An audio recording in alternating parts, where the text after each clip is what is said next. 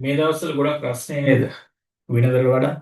ඒකට හේතුව එල්නිනෝ තත්ත්වයක් වර්ධනය වෙලා තියෙන එක. එල්නිනෝ තත්ත්වයකදී වෙන්නේ ආසියාව, ඕස්ට්‍රේලියාවට වැස්ස නැති වෙලා ඇමරිකාව පැත්තට වැස්ස වැඩි වෙන එක. බලමු එල්නිනෝ තත්ත්වයක් කියන්නේ මොකක්ද කියලා.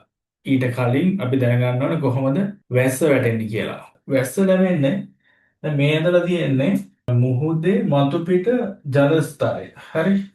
එතකොට මුහුදේ මතුපිට ජල ස්තරයට හිරු කිරණ වැටිලා එතකොට මේ ජල ස්තරය රත් වෙනවා. රත් වුණාට පස්සේ ජලය වාෂ්ප වෙනවා.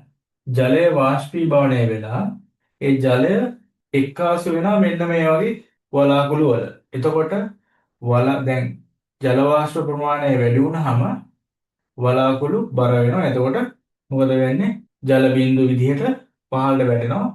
ඒක තමයි අපි වැස්ස කියලා කියන්නේ. මේ තියෙන්නේ ඇමරිකා මහද්වීපය. එතකොට මේ තියෙන්නේ ආසියාව. එතකොට ඒ අතරමැද තියෙන්නේ පැසිෆික් සාගරය.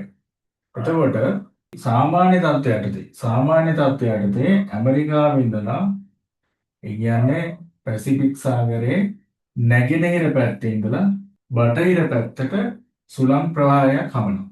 මේ හුළං පාරෙන් කරන්නේ මුහුදේ රත් වෙලා තියෙන මතුපිට ජල ස්තරය මෙන්න මේ පැසිෆික් සාගරයේ බටහිර පැත්තට තල්ලු කරන එක. එතකොට වෙන්නේ, ඒ කියන්නේ ආසියාව පැත්තට. එතකොට වෙන්නේ මේ පැසිෆික් සාගරයේ දැන් රත් වෙච්ච වතුර ටික ඔක්කොම තියෙන්නේ ආසියාවේ සාගරයේ මත. රත් වෙච්ච වතුර ටික ඔක්කොම තියෙන්නේ පැසිෆික් සාගරයේ බටහිර කෙළවරේ. ඒ කියන්නේ ආසියාවට ආසන්න. එතකොට පැසිෆික් සාගරයේ බටහිර කෙළවරේ ජල කඳේ උස වැඩි වෙනවා. ඒ වගේම මේ තියෙන්නේ රත් වෙලා තියෙන වතුර. එතකොට වෙන්නේ මේ රත් වෙලා තියෙන වතුර වාෂ්ප වෙලා එතකොට වලාකුළු හැදිලා සාමාන්‍ය පරිදි ආසියාවට වැස්ස හම්බෙන්න ඕන.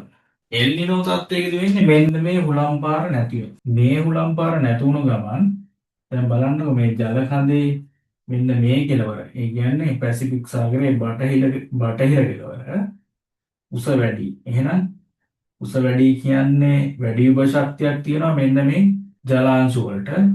එතකොට වෙන්නේ ජල පාර මෙහෙම පහළට ගලාගෙන යනවා. දැන් මේ හරිය තියෙන්නේ රත් වෙච්ච වතුරනේ.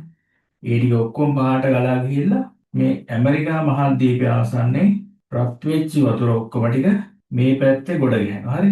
ගලාගෙන යනවා රත් වෙච්ච වතුර ටික. ඊට පස්සේ ඇමරිකා මහද්වීපේ ආසන්නයේ රත් වෙච්ච වතුර ටික ඔක්කොම ගොඩ ගහනවා. එතකොට දැන් ඕක මාස ගාණක් වෙන සිද්ධියක්. දැන් එතකොට මේ හරිය තියෙන්නේ අර රත් වෙච්ච වතුර. එතකොට මේ එල්නිනෝ කාලේ වර්ධනය වුණාට පස්සේ දැන් ඇමරිකා මහද්වීපය ආසන්නයේ රත් වෙච්ච වතුර තියෙන. එතකොට මේ රත් වෙච්ච වතුර වාෂ්ප වෙලා මේ ඇමරිකා මහද්වීපය පැත්තට වැස්ස හම්බ වෙනවා. එතකොට දැන් මෙහි තිබ්බ රත් වෙච්ච වතුර ටික කියන්නේ පැසිෆික් සාගරයේ බටහිර කෙළවරේ තිබ්බ ඔක්කොම රත් වෙච්ච වතුර ටික දැන් ඔක්කොම මෙහෙට ගියා.